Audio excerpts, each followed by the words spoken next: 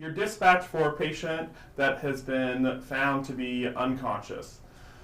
Prior to arriving on scene, you're considering your scene size up, including being aware of scene safety, making sure you have your body substance isolation / PPE on, considering additional resources, which in this case you would want at a minimum having ALS as well as additional help via fire resources.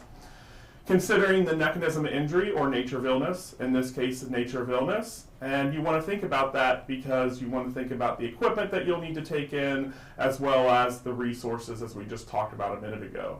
And then finally the number of patients, so you can again consider how much you need in terms of equipment and resources. In this case you have one patient. Upon arrival, the clinicians will come into the home and they find that the patient is unconscious, laying on the living room floor. The first thing that the clinicians will do is perform a general assessment. Their general assessment will be what they see and hear as they enter. They find that a male patient has been found on the floor unconscious and that he was found by another person in the apartment complex. It doesn't appear that this is a result of trauma, so we don't have to worry about C-spine. The first thing that clinicians will then do is a check for AFPU. Sir, can you hear me? Can you hear me? Pinch. So there's been no response to verbal or painful stimuli, so we know that this patient is unresponsive. The next thing, because this patient is unresponsive, we do CAB instead of ABC. So we will check for circulation first. I have a pulse. So we check for circulation at the carotid because it should be the strongest. We'll also check at the radial. We do have a pulse present at this time. The next thing that we will assess is the patient's airway to ensure that the airway is patent and there are no obstructions. Once the airway has been assessed, we'll go ahead and check for breathing. Look. Okay, so the airway has been assessed and breathing rate has been assessed. No breathing is found to occur at this time, so the patient is apneic. At this time, we'll begin preparing our equipment to quickly begin ventilating our patient who is currently in respiratory arrest. So you'll see a clinician going ahead and measuring properly an oral airway and then inserting the airway. And we're going ahead and starting to bag the patient with 15 liters of oxygen per minute with a bag valve mask. With an adult patient, we should be bagging the patient every 5 to 6 seconds. It's important to watch this as sometimes clinicians can get excited and bag either too fast or too slow. When a patient's in respiratory arrest, we need to make sure that we are monitoring their oxygenation status as well. So we would go ahead and place the patient on our cardiac monitor or vital signs device, ensuring that we place a pulse ox on the patient so that we can ensure that we are oxygenating our patient appropriately.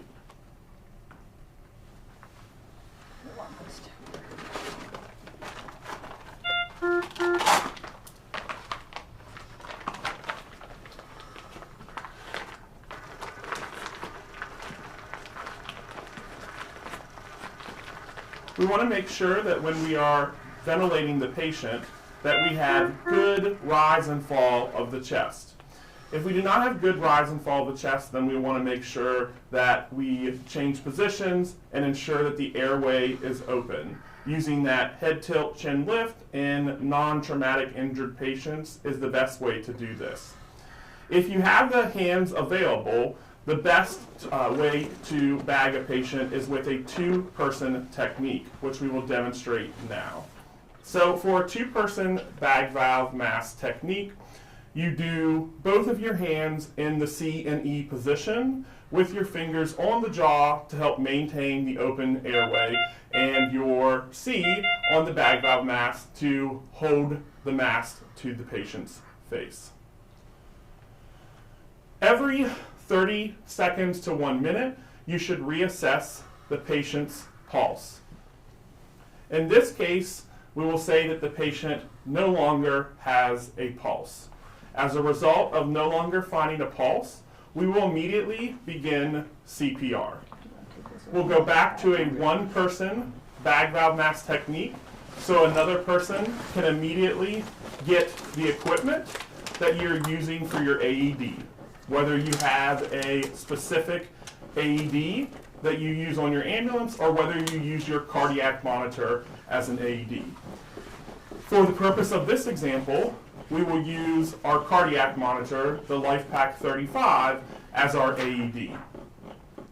So immediately, as soon as the AED pads are ready, they should be placed on the appropriate places on the chest.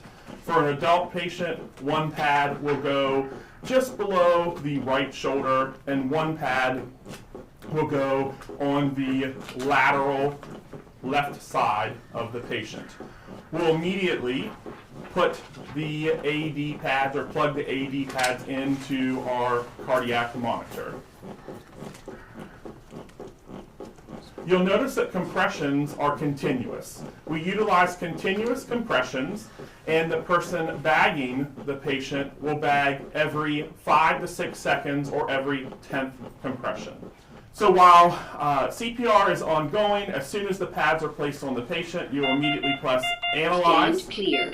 Analyzing. While analyzing is occurring, we hover over the chest but do not touch the patient's chest. Advised. As soon as shock is advised, we immediately begin CPR again to lower our compression fraction Stand as much as clear. possible. Push. Clear. shock I'm button. clear, you're clear, we're all clear. Shocking. Energy delivered. As soon as the energy has been Start delivered, CPR. we immediately get back on the chest. We're not doing any type of pulse check at this point, any pausing, so if your AED advises you to do that, please ignore it.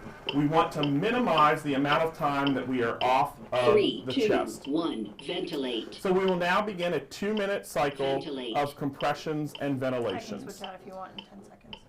The next thing that will occur is a placement of a nasal cannula with 15 liters of oxygen per minute.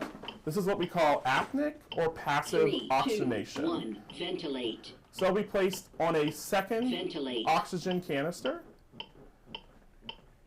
Sorry. and this allows us to maximize oxygenation, especially prior to a ALS clinician being on scene and performing advanced airway procedures.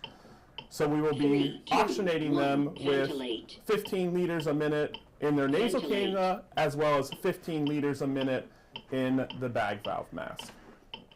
No shock advised. So at the 2-minute mark, the AED has advised CPR. no shock advised. At the 2-minute mark, or in your changes every 2 minutes, you will then switch clinicians. So we'll go ahead and switch positions to give the person on the chest a break. 3, 2, 1. Ventilate.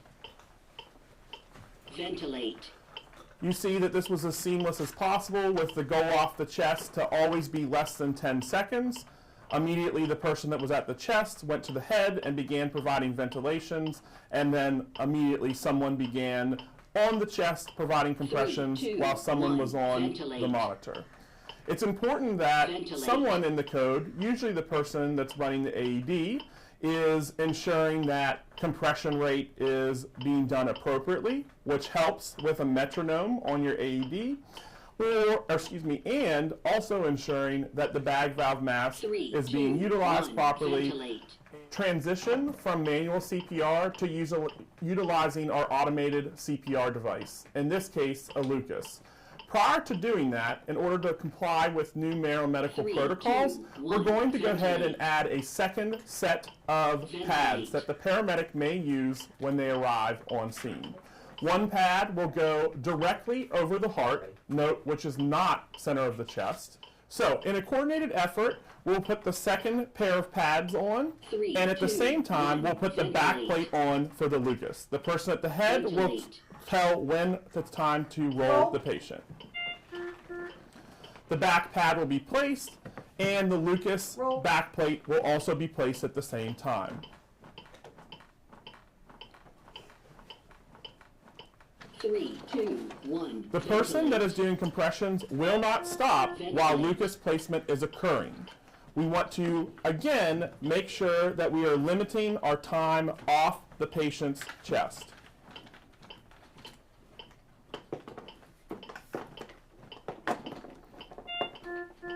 Three, 2, 1. Ventilate. Ventilate. Ready, move.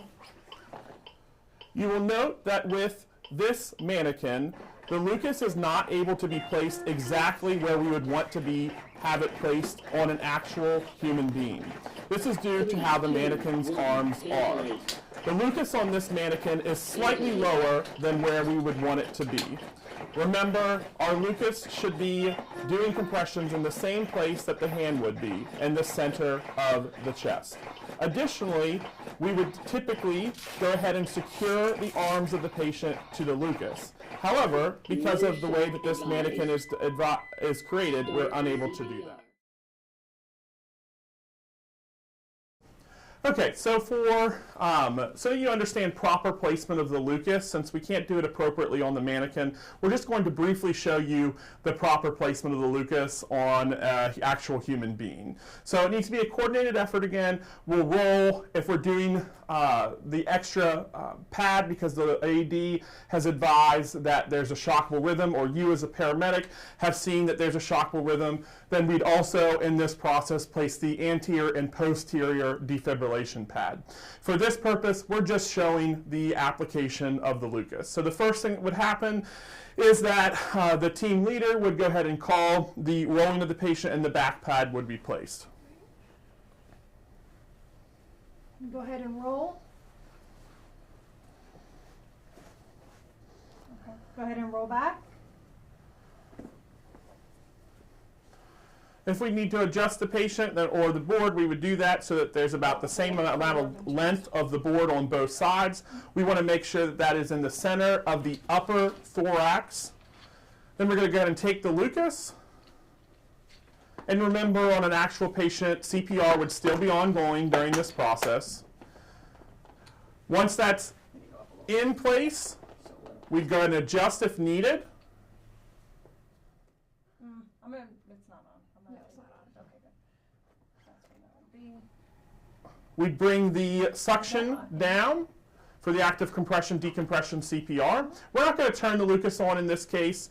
And then lastly, we would go ahead and place the patient's arms in the securing cuffs of the AED.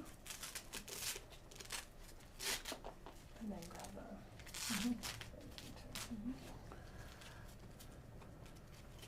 the... And then finally put our neck strap on the patient.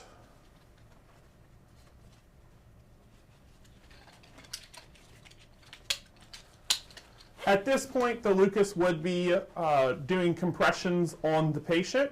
The big thing is just throughout the code, ensure that the Lucas stays in place. It's not uncommon, especially with moving patients, that Lucases kind of move their positions and then are no longer effective. So you just want to make sure that continues to stay directly center of the chest and the center of the thorax.